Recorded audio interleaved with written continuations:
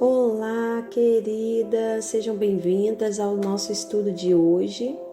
Nós estamos no capítulo de número 17. E você está animada para o estudo hoje? Eu espero que sim. Vamos orar antes de começar? Pai, muito obrigada. Eu te louvo pela vida dessa mulher que o Senhor tem sustentado e o Senhor tem dado a ela disposição, ela tem conseguido romper, ó Deus, esse desafio, esses propósitos. Nós já estamos quase terminando, nós estamos quase finalizando o Evangelho de João e eu tenho certeza que essa experiência está edificando a vida dela, está trazendo a Deus algo novo, está acrescentando na vida espiritual dela. Que o Senhor possa continuar abençoando, trazendo mais fome e mais sede da Tua Palavra. É o que eu oro, Espírito Santo, em nome de Jesus. Amém? Bom, vamos lá então. O capítulo de número 17, ele tem aqui, ele todo, né? Você vê que existem 3 orações aqui. Primeiro Jesus ele vai orar por ele mesmo, depois pelos discípulos e depois por todos os crentes. Eu não sei se a sua Bíblia tem essa separação aí dos tópicos, a minha na NVI tem. Então, ele contém a oração final de Jesus por seus discípulos. Ele vai orar, né, ali por todo mundo antes de ele ali se entregar. E esse texto ele revela os desejos e os anseios mais profundos de Jesus pelos seus seguidores, tanto naquela ocasião quanto agora, né? Tanto agora que diz respeito a mim e a você, quanto à igreja dele hoje.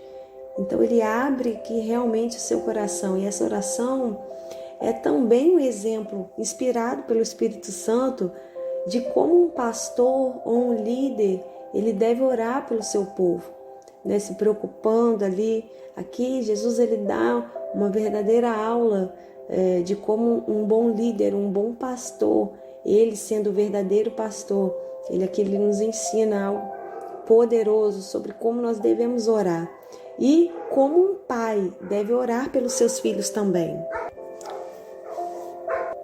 Interessante que existem alguns pontos muito importantes para nós destacarmos nessa oração de Jesus. Lá na parte escrita que eu coloco aqui no canal, eu vou colocar as referências dos versículos, mas eu não vou citar todos aqui agora. Esses versículos são dentro desse capítulo, tá bom? Tem algumas coisas que ele destaca nessa oração, então eu vou dar uma resumida aqui sobre essas coisas que ele destaca, e os versículos estão ali na parte escrita, depois você pode ir lá dar uma conferida. Então, a primeira coisa é que para que conheçam intimamente a Cristo e a sua palavra, é algo que ele destaca nessas orações. Existem alguns versículos aí em que ele destaca essa importância de conhecê-lo intimamente. Para que Deus os preserve do mundo, da apostasia, de Satanás, do mal e das falsas doutrinas. Também Jesus ele destaca isso, ele pede isso, para que Deus preserve o mundo, preserve os seus filhos, preserve eles da apostasia, dos falsos profetas, falsas doutrinas. Outra coisa que Jesus destaca também é para que tenham continuamente a alegria de Cristo, para que sejam santos em pensamentos, ações e caráter. Jesus destaca também a importância para que sejam para que nós sejamos nele, para que levem outros a Cristo. Isso Jesus está falando com os discípulos, mas serve para nós, tá bom? Para que perseverem na fé e finalmente habitem com Cristo no céu.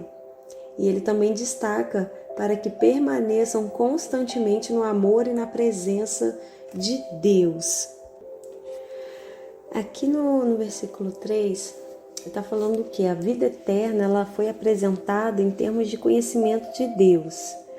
Mas os judeus não conheciam Deus, embora eles soubessem muito a respeito dele. Eles são exímios estudiosos da palavra, então eles sabem muito acerca de Deus, mas eles não o conhecem.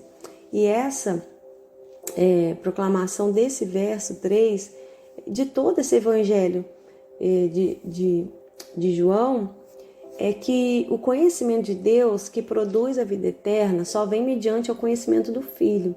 Então não adianta nós dizermos que conhecemos Deus, que sabemos muita coisa sobre Deus, se nós não reconhecemos Jesus como Filho de Deus. Então, essa salvação ela vem através do reconhecimento, né, do Filho. Então, uma vez que o Filho e o Pai são um, o conhecimento também é um. A vida eterna é mais do que a existência sem fim. A vida eterna é uma qualidade especial de vida que o cristão recebe à medida que ele compartilha da vida de Deus por meio de Jesus.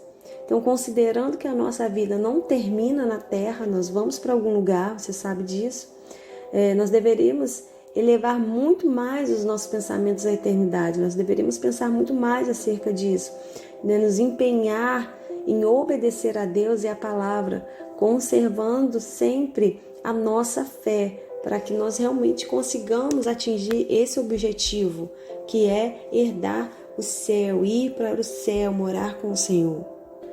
Aqui no versículo 9, Jesus fala, não rogo pelo mundo, isso não significa que Cristo nunca orasse pelo mundo. Lá em Lucas capítulo 23, 34, você vai ver ele fazendo isso, vai ver alguma coisa sobre isso também.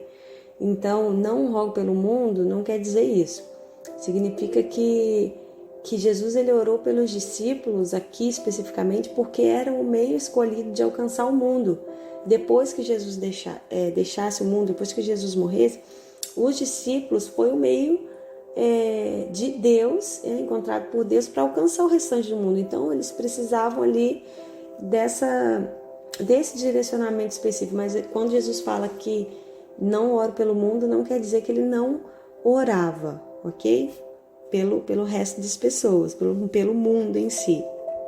No versículo 11, nós vemos aqui o caráter de Deus sendo inteiramente adverso ao mal e, portanto, interessado na preservação dos seus filhos. Isso foi enfatizado no vocativo Pai Santo, quando Jesus ele diz isso, Pai Santo. De uma maneira positiva, essa preservação, ela uniria os discípulos entre eles, para que eles fossem um em Cristo, eles tivessem essa união. Essa unidade, isso refletiria a mesma unidade que há entre o Pai e o Filho, entre Deus e Jesus. Então, o laço de união é o que? É o amor de Deus, isso que nos une, o amor de Deus é o que nos une. Se nós formos olhar as nossas diferenças, se nós vamos olhar as nossas forças, cada um tem um tipo de debilidade, cada um de nós somos frágeis em uma determinada área. Se nós formos olhar para isso, nós nunca vamos nos unir em nada, né? Nós nunca vamos estar unidos, porque o que nos une verdadeiramente é o amor de Deus. Então, essa unidade era vista na igreja primitiva. Você pode ler lá em Atos, no capítulo 1, no versículo 14, no capítulo 2, também ali no início, você vê essa unidade. A igreja primitiva ela era muito unida. Nós precisamos voltar. Por isso que muitas vezes talvez você ouve falar pregações, talvez o seu pastor fala isso. Nós precisamos voltar a ser como a igreja primitiva, porque elas tinham essa união, essa unidade. Você vai ver muitos relatos de Paulo nas suas cartas às igrejas, onde ele sempre ressalta que era uma igreja bondosa, uma igreja, né, a igreja de Filipos, é uma igreja muito elogiada por Paulo. Os filipenses, eles eram unidos e eles eram hospitaleiros, eles ajudavam as pessoas.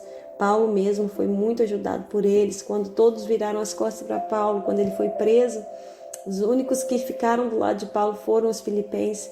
Então, assim, nós vemos essa união através do amor de Deus. É a única forma de nós nos unirmos é através do amor de Deus.